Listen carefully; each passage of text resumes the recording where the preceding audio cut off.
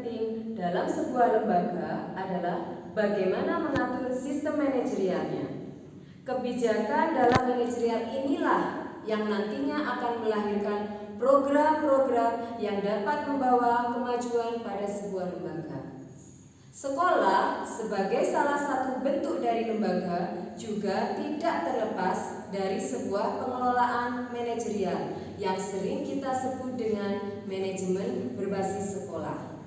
Dengan pengelolaan MBS yang baik dan terstruktur, diharapkan tidak hanya sekolah akan berjalan dengan baik dan terarah, namun juga dapat berprestasi. Kami dari kelompok 9, saya Fibri Ledia Alfiana sebagai moderator, Ibu Lili Handayani, Ibu Ririn Puji Utami, dan Bapak Kasuri akan menyampaikan diskusi mengenai manajemen berbasis sekolah dan bagaimana penerapannya di dunia maupun di Indonesia. Baiklah, sebelum kita memasuki diskusi bagaimana penerapan MBS di Indonesia, mungkin kita harus paham dulu pengertian apa sih MBS itu. Baiklah, Bu Lili, mungkin Bu Lili bisa menjelaskan apa sih yang dimaksud dengan manajemen berbasis sekolah itu. Baik, terima kasih Bu Lili akan penjelasannya. Mungkin dari Bu Ririn atau Pak Kasturi ada tambahan mengenai pengertian manajemen berbasis sekolah. Silakan, Pak Kasturi mungkin, monggo. Oke, terima kasih ya atas waktu yang diberikan kepada saya. Saya hanya sekedar menambahi apa yang sudah disampaikan oleh Bu Lili tadi, bahwasanya MBS atau manajemen berbasis sekolah itu salah satu kemajuan di bidang ilmu pendidikan, yang mana sebagaimana disampaikan oleh Bu Lili tadi, MBS itu pendelegasian kewenangan dari pusat ke tingkat lembaga. Nah, di sini lembaga memiliki kewenangan untuk mengelola satuan pendidikan itu berdasarkan dengan kesepakatan para stakeholder. Meskipun di setiap negara itu mungkin memiliki keunikan atau ciri khusus tersendiri. Jadi pada prinsipnya di dunia termasuk di Indonesia sudah mengakui bahwa MBS itu sangat efektif untuk berkontribusi di dalam memajukan pendidikan. Mungkin itu tambahan dari saya. Terima kasih. Baik, terima kasih Pak Kasuri atas tambahan penjelasannya tadi ya. Berarti bisa dikatakan MBS ini sebenarnya juga diterapkan di seluruh dunia ya. Betul. Ya, betul. Diterapkan di seluruh. Tentunya setiap negara memiliki kebijakan manajerial masing-masing. Ya. Betul. Mungkin dari Bapak Ibu bisa menjelaskan bagaimana penerapan manajerial atau MBS di beberapa negara. Mungkin ada yang bisa untuk contoh selain Indonesia, silahkan. Dari berbagai belahan dunia, mungkin saya bisa menceritakan salah satunya dari Amerika Latin dan Karibia. Di El Salvador, reformasi manajemen berbasis sekolah dilaksanakan pada tahun 1991 dengan nama EDUCO, singkatan dari Pendidikan dengan Partisipasi Masyarakat atau Education con Participation de la Comunidad, dan memiliki ACE. Di situ sekolah EDUCO didanai publik dan siswa mereka menerima selain uang sekolah gratis juga buku pelajaran. Formulir universitas juga gratis, pendaftaran, kemudian perlengkapan sekolah dasarnya juga gratis. Ini di Amerika Latin. Sebagai imbalannya, orang tua diharapkan untuk menyumbangkan makanan, waktu, dan dalam beberapa kasus tenaga mereka juga dibutuhkan untuk memperbaiki gedung-gedung sekolah. Demikian. Kemudian ACE ini tadi menerima dana langsung dari Kementerian Pendidikan dan bertanggung jawab untuk memberlakukan dan melaksanakan kebijakan Kementerian dan masyarakat untuk mempekerjakan, memecat, dan memantau guru-guru. Jadi mereka mendapat kewenangan dari kementerian ini. Baik, terima kasih atas penjelasannya. Mungkin ada tambahan dari Bapak Kasturi atau Bu Lili, silahkan. Iya.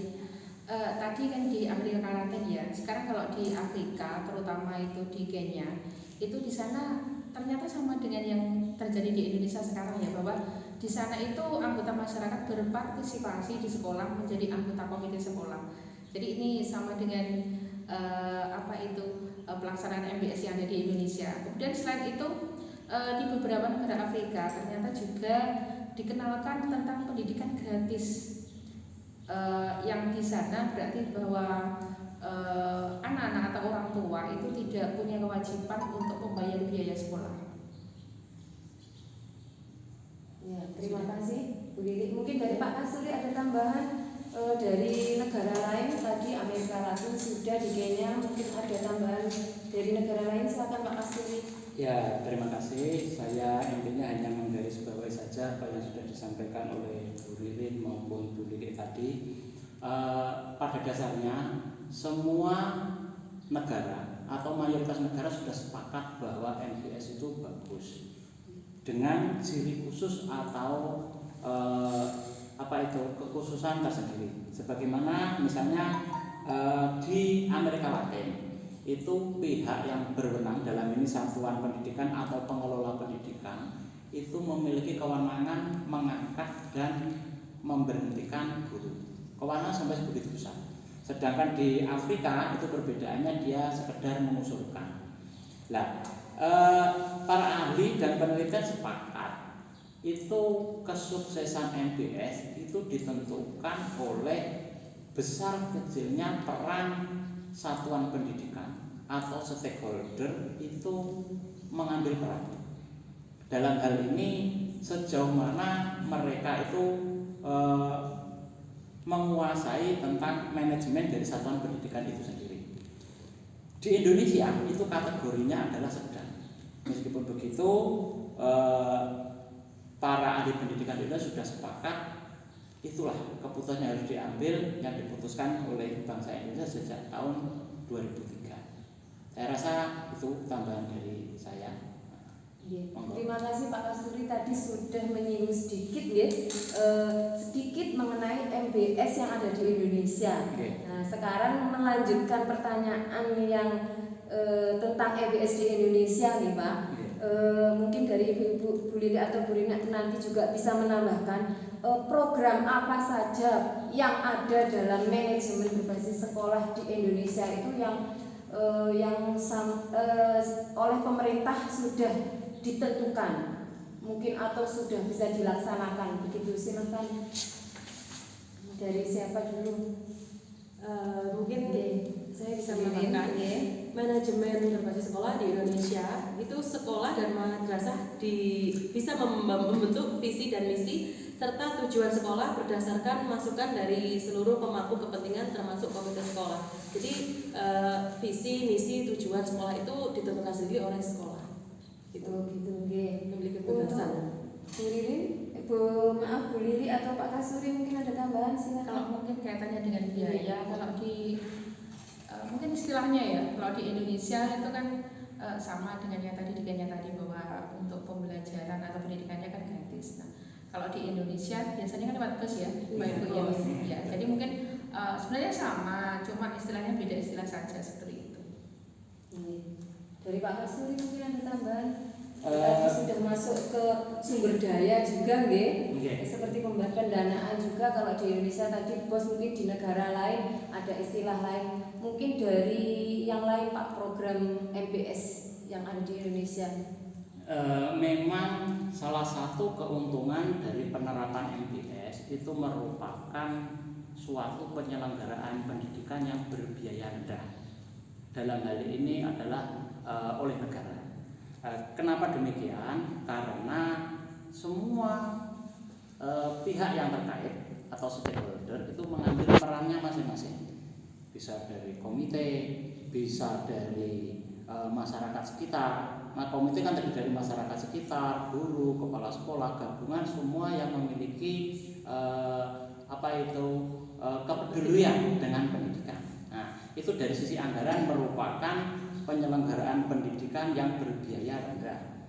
Kemudian dilihat dari sisi akseptabilitas oleh masyarakat, karena melibatkan masyarakat, tentu program pendidikan itu akan didukung oleh masyarakat.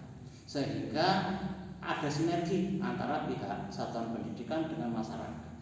Dengan terciptanya suatu sinergisitas itu tadi, maka tujuan pendidikan akan lebih bisa tercapai dengan maksimal. Itu dari sisi aksesibilitas. Kemudian dari sisi manajemen, karena itu melibatkan beberapa pihak, maka rancangan pendidikan atau pelaksanaan pendidikan tentu akan langsung dirasakan oleh masyarakat, sehingga sekolah tahu apa yang dibutuhkan masyarakat dan sekolah akan melaksanakannya, termasuk pengawasan, saya ulangi, termasuk dari perencanaan, pelaksanaan, pengawasan maupun perbaikan dari evaluasi itu. Demikian tambahan dari saya. Mungkin dari yang lain masih ada tambahan? Mungkin ada lagi. Tadi penjelasannya sudah sangat gamblang ya. Mungkin sudah juga masuk ke ranah praktek MBS yang ada di Indonesia.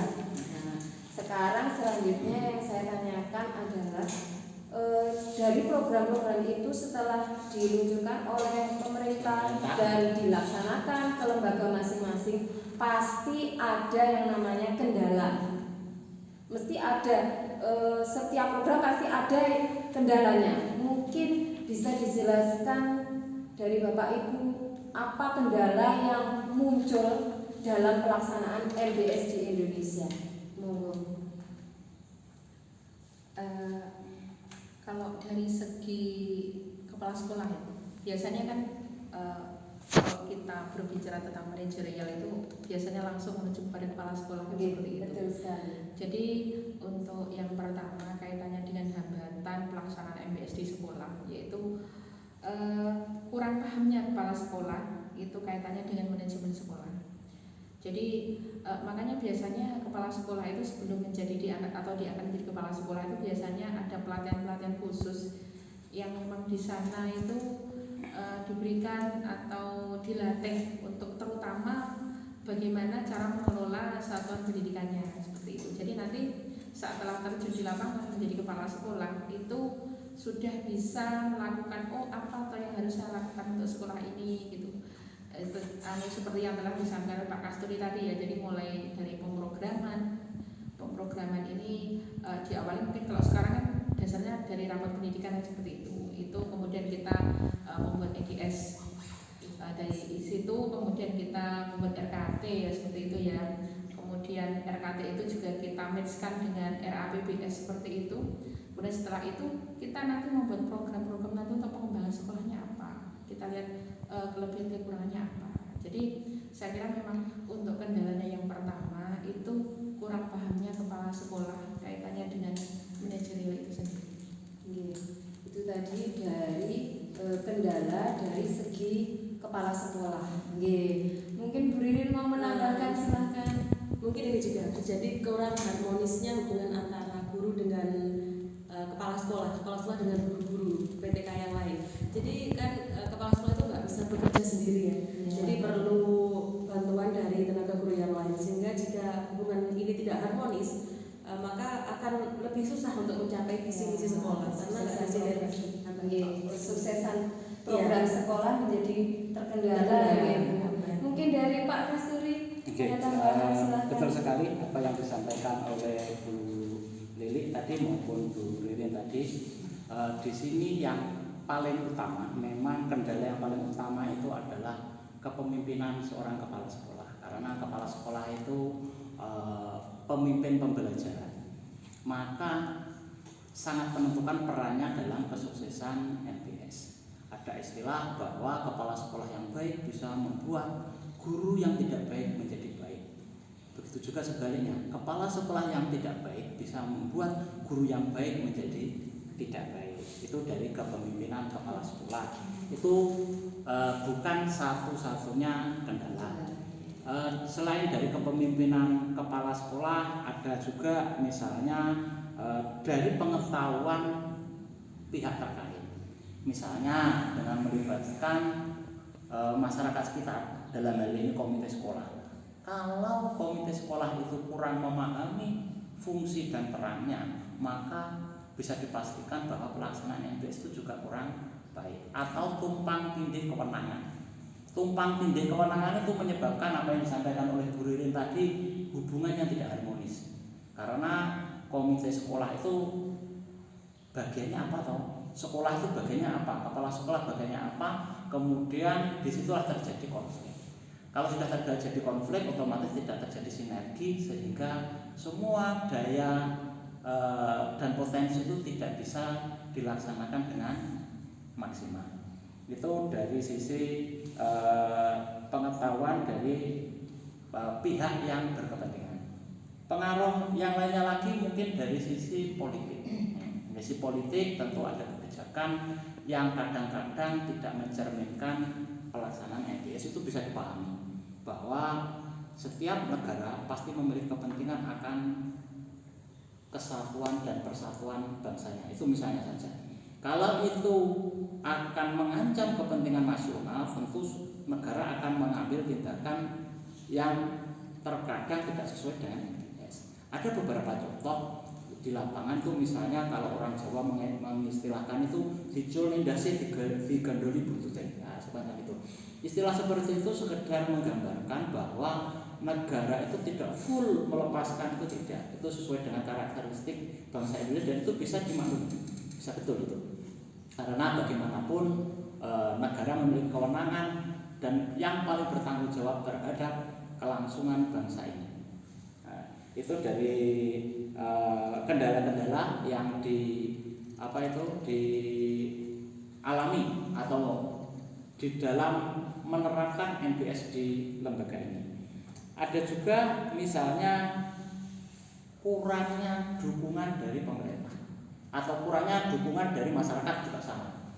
Jadi kalau tadi dikatakan pendidikan dengan berbiaya rendah, maka ada kesan di masyarakat seolah-olah itu sudah tanggung jawabnya pemerintah. Sehingga untuk masyarakat itu perannya itu menjadi berkurang. Nah, kemudian ada lagi anggapan masyarakat bahwa pemerintah itu sudah membayar gaji para guru, membayar gaji para kepala sekolah. Mengapa masyarakat yang tidak berkepentingan tidak mendapatkan gaji kok harus repot-repot ngurusi sekolah? Kita tahu banyak sekali kondisi sosial di masyarakat kita, dari sisi ekonomi, dari sisi sosial budaya, dari sisi permasalahan-permasalahan yang lain. Sekarang bisa kita bayangkan, kalau masyarakat itu belum selesai dengan dirinya sendiri, maka saya yakinkan kontribusinya untuk orang lain itu sangat kecil. Nah, dalam hal ini kita berbicara tentang satuan pendidikan. Kalau masyarakat itu misalnya masih direpotkan dengan kondisi ekonomi, maka waktu dan tenaga untuk berkontribusi terhadap kemajuan satuan pendidikan saya yakin pasti akan rendah. Kalaupun ada, itu persentasenya sangat kecil sekali. Jadi di sini juga ada pertimbangan khusus, ya kenapa kok MBS itu tidak selamanya sukses di satuan pendidikan. Salah satunya karena itu tadi, masyarakat yang berkecimpung di dalam pendidikan itu belum selesai dengan dirinya sendiri. Dan untuk mencari masyarakat yang sudah selesai dengan dirinya sendiri sulit, memang betul sulit. Itu salah satu kendala yang menjadi PR kita bersama. Ya memang ada orang yang peduli dengan pendidikan, kemudian menjadi dewan pendidikan, menjadi komite, itu mau meluangkan waktu dan tenaga untuk kemajuan pendidikan itu. Tapi itu jumlahnya tidak banyak. Nah, maksud saya lebih banyak persentasenya yang masih repot dengan dirinya sendiri. Dan mereka yang sekali lagi beranggapan negara sudah membayar kepala sekolah dan guru harus bisa mengatasinya. Kenapa saya tidak digaji harus repot-repot mengurusinya? Nah, itu salah satu kendala yang saya rasakan di lapangan. Itu banyak sekali ternyata kendala yang ada di lapangan gitu. Mungkin ada Pak Kasturi sudah pengalaman ya. Nah, Ini kepala sekolah. ini jamnya pertanyaan saya. Ini mungkin ya masyarakat yang aduh ya Pak seperti itu bisa jadi juga karena sekolah sendiri kadang-kadang juga minim informasi ke wali murid, itu kadang-kadang juga yang kita minim informasi ya terbatas informasi dari sekolah yang diberikan kepada masyarakat. Betul. Kurang aktif sekolahnya juga. Jadi selain masalah ekonomi, kendala tadi juga bisa juga seperti yang disampaikan Bu Ririn tadi karena kurangnya komunikasi. Dan komunikasi itu merupakan salah satu kompetensi yang harus dimiliki oleh seorang kepala sekolah sebagai pemimpin pembelajaran. Jadi bagaimana dia memiliki jiwa entrepreneur. Jiwa entrepreneur itu bukan berarti kita pandai mencari uang, itu hanya salah satu saja. Tapi melainkan jiwa-jiwa bagaimana kita bisa mengidentifikasi tantangan dan juga kita bisa menangkap peluang. Nah, bagaimana kita bisa survive dalam lingkungan yang kurang mendukung. Bagaimana kita bisa memanfaatkan segala kekuatan dan potensi untuk lebih berdaya guna terhadap kemajuan pendidikan. Nah itu makanya tadi saya sampaikan bahwa kepemimpinan seorang kepala sekolah itu sangat menentukan. Kalau misalnya ada yang menyampaikan bahwa kalau ingin memperbaiki suatu mutu pendidikan mulailah dari kepala sekolah, itu memang benar sekali. Nah itu tadi kendala-kendala, belum lagi nanti bagaimana dia implementasi itu ada perlu kejelian. Jeli bagaimana mencari celah, menangkap peluang, bagaimana mengoptimalkan segala potensi dan sumber daya yang ada, bagaimana memprioritaskan dari beberapa kepentingan. Di tengah kesibukan berbagai pilihan-pilihan kebijakan, tentu dia harus memiliki skala prioritas. Mana yang paling penting? Nah, dari beberapa prioritas itu, kemudian dia harus selain prioritas dia harus mampu menentukan kebijakan yang tepat. Ketepatan kebijakan ini yang akan menjadi penentu kesuksesan. Saya demikian. Terima kasih. Tadi sudah dijelaskan kendalanya, nah, ini tadi yang saya bilang adalah pertanyaan dari diskusi hari ini, Pak Kasturi sebagai seorang kepala sekolah. Mungkin Bapak bisa memaparkan mungkin program apa yang sudah dilaksanakan selama menjabat sebagai kepala sekolah dan apa kendalanya. Mungkin biar supaya sharing untuk kita yang juga guru-guru maupun kepala sekolah-kepala yang lain. Silakan Pak Kasturi. Ya, terima kasih. Jadi saya urai ini berdasarkan dari kendala tadi. Tentu semenjak saya jadi kepala sekolah, tentu saya akan mengambil langkah-langkah atau mengevaluasi beberapa kelemahan yang terdahulu. Bukan berarti saya tidak menghargai perjuangan para pendahulu saya, tidak. Tapi saya harus melakukan evaluasi kemudian melakukan inovasi perbaikan. Karena pemimpin pembelajaran yang baik harus selalu berusaha bagaimana hari ini bisa lebih baik dari hari kemarin dan bagaimana hari esok lebih baik dari hari ini. Ya. Satu persatu akan saya uraikan. Dimulai dari hubungan dengan masyarakat atau memberdayakan komite sekolah. Itu saya mulai dari pelibatan mereka. Saya awali dari penyusunan visi misi. Jadi kalau dulu itu yang saya tangkap itu bukan hanya kepala sekolah, guru-guru, kemudian komite, dewan itu seolah-olah visi misi ya terpajang saja. Nah, tapi apa fungsinya visi misi itu? Padahal itu adalah acuan di dalam menentukan suatu keberhasilan. Acuannya adalah visi misi. Dimulai dari visi misi itu saya libatkan mereka menyusun visi misi. Visi misi itu nanti dicapai dalam berapa tahun. Jadi di dalam menyusun visi misi itu tentu ada yang namanya RKJM, ya, ada RKT di dalamnya di mana RKT itu ada RAPBS, ya, RAPBS yang dituangkan dalam RKAS. Di situ tergambar secara jelas apa yang akan kita jalani atau kita capai seandainya tindakan-tindakan itu kita lakukan. Berdasarkan pengalaman yang sudah saya laksanakan, itu saya rasa ada perkembangan yang cukup signifikan. Jadi dari mulai Bapak Ibu guru itu saya kumpulkan visi misi kita itu ini. Bagaimana ada masukan, saya ajak bicara mereka. Setelah itu saya libatkan komite.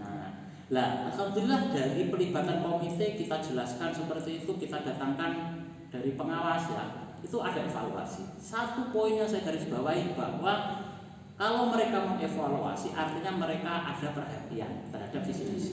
Itu lebih berat lagi kalau mereka nggak ada revisi, nggak ada evaluasi, itu malah berat. Artinya mereka acuh, saya anggap seperti itu. Karena ada evaluasi, saya anggap itu masukan yang bagus bahwa mereka itu memiliki concern atau perhatian terhadap visi misi. Sebagai contoh, itu ada istilah terwujudnya, misalnya ini sebagai contoh saja ya, terwujudnya peserta didik yang beriman, kreatif, inovatif, kemudian berwawasan global, itu ada revisi.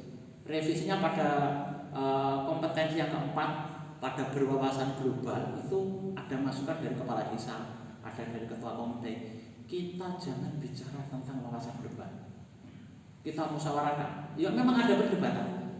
Kenapa kok kita memilih berwawasan global? Supaya anak didik kita itu memiliki wawasan yang luas. Semakin banyak wawasan, semakin banyak referensi kita di dalam menentukan atau mengambil suatu kebijakan. Itu pertimbangan kita. Kemudian dari pihak komite, dari kepala desa, itu juga ada alasan tersendiri, yaitu bahwa untuk berwawasan global itu kita tunda dulu. Kita ganti berwawasan lingkungan. Nah, itulah yang saya maksud dengan evaluasi atau revisi. Dan kita tidak menentukan dengan apa yang kita anggap benar. Kita juga adaptif ya terhadap semua masukan itu.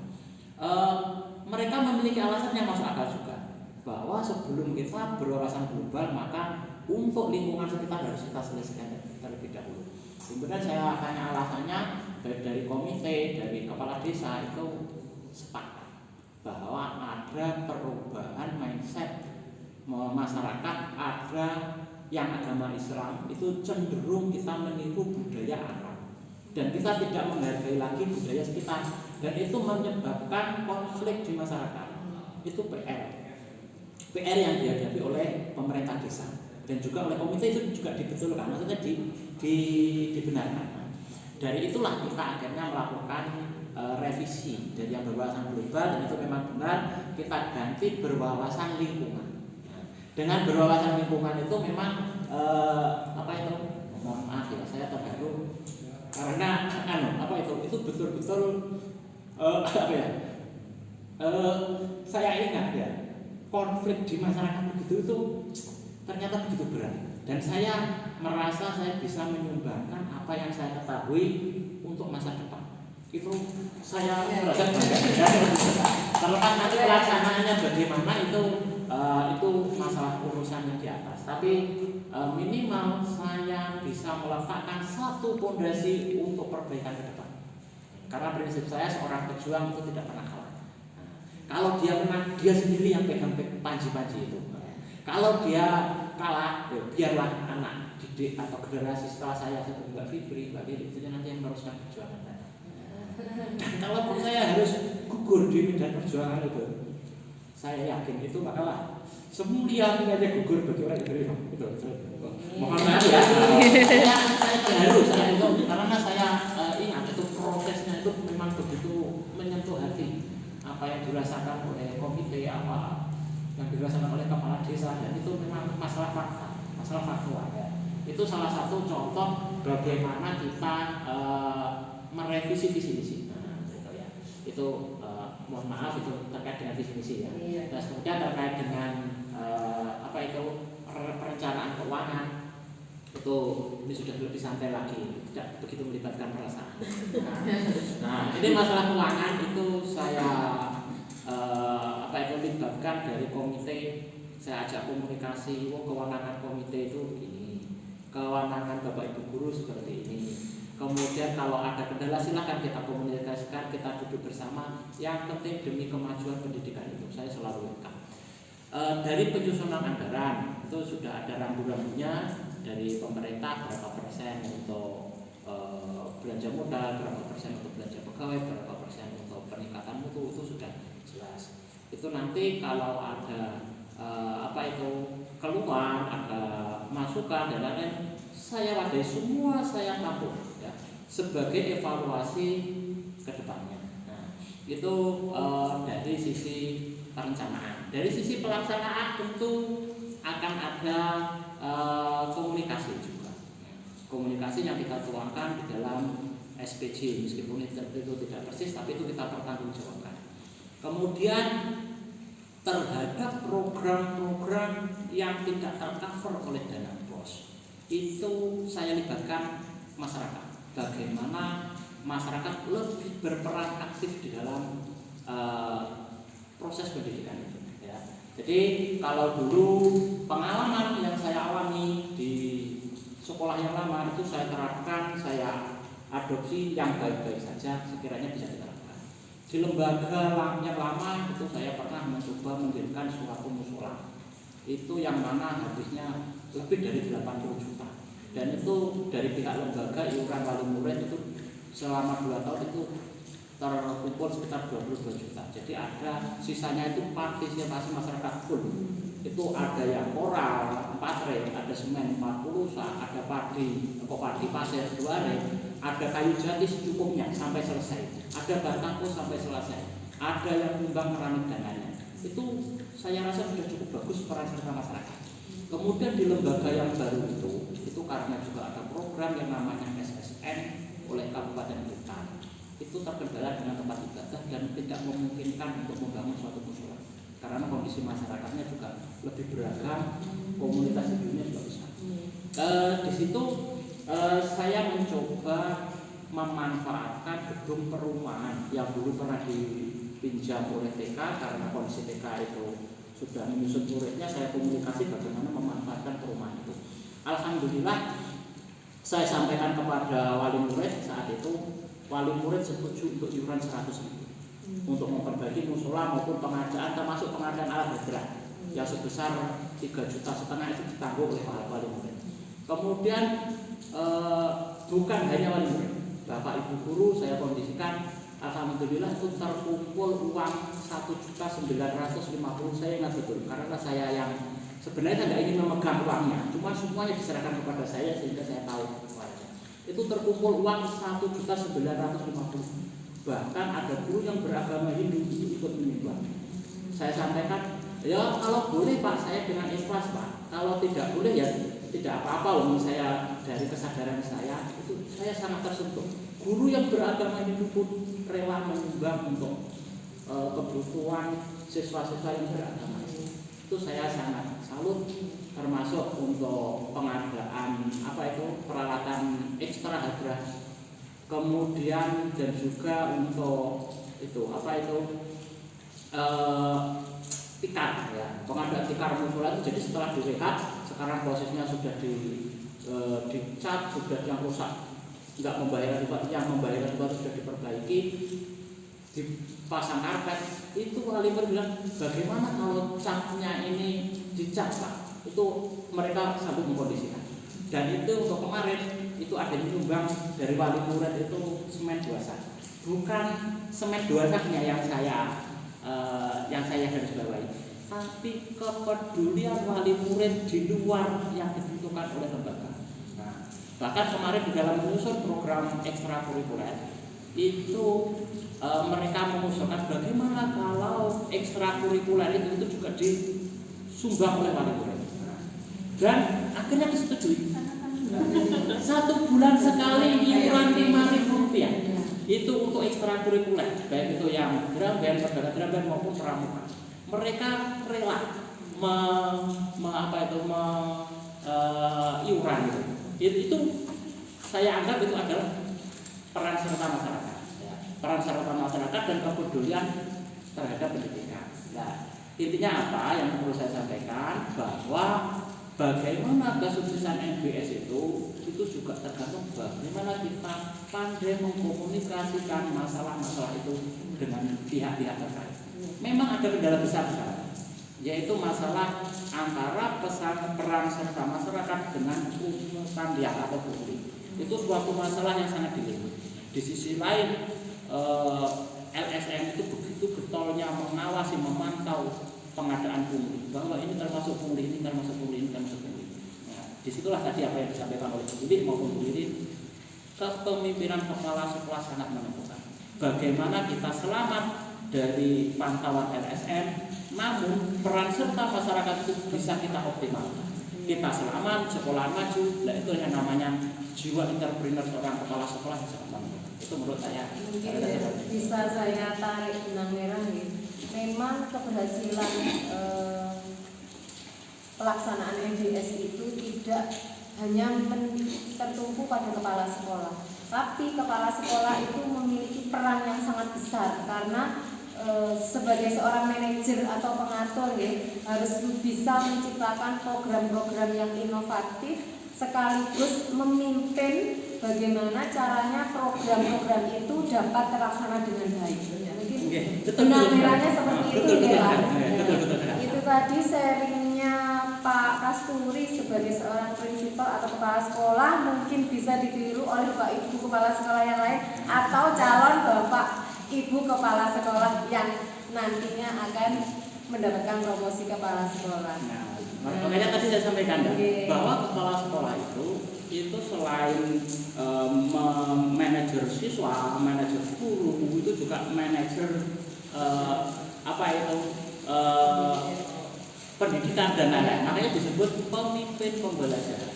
Jadi saat anak buah kita misalnya agak malas, loyo, atau kurang tenaga, kita beri harapan. Dengan harapan-harapan itu ibaratnya orang di tengah malam itu tetap ada harapan terbitnya mentari di sore. Begitu juga saat mereka itu jalannya terlalu cepat. Itu harus kita imbangi, kita berikan risiko-risiko. Misalnya masyarakat semangat terhadap SM, peran serta masyarakat. Saat mereka terlalu bersemangat dan itu berbahaya, harus kita ingatkan tentang risiko-risikonya. Kalau kita salah di dalam melangkah, justru kita menjadi sasaran tembak. Makanya maksud yang baik harus dicapai dengan cara-cara yang baik pula. Saya ingat itu ada suatu istilah bahwa sebuah ketidakbenaran yang terorganisir dan mampu membentuk opini publik akan mampu mengalahkan suatu kebenaran. Itulah kadang-kadang hal-hal yang saya ingatkan kepada anak-anak, maksud saya kepada guru-guru saya saat mereka berjalan terlalu cepat. Saat mereka terlalu lambat itu tadi saya beri harapan-harapan. Karena ibaratnya seorang kepala sekolah tak ubahnya seperti supir, bagaimana kita bijaksana dalam menginjak pedal rem atau pedal gas. Ya dalam hidup memang seperti itu. Bagaimana kapan saatnya kita ngerem, kapan saatnya kita menginjak. Terima kasih Pak Kasur. Mungkin sharing kita tentang teori dan praktek pelaksanaan MBS di Indonesia di pendidikan dasar, maksudnya ya, bisa kita akhiri ya. Banyak sekali informasi dan ilmu-ilmu yang kita peroleh dari diskusi hari ini. Saya sebagai moderator mohon undur diri. Semoga apa yang kita diskusikan hari ini bisa bermanfaat untuk kita semua. Wassalamualaikum warahmatullahi wabarakatuh. Waalaikumsalam. Terima kasih Bapak Ibu. Terima kasih.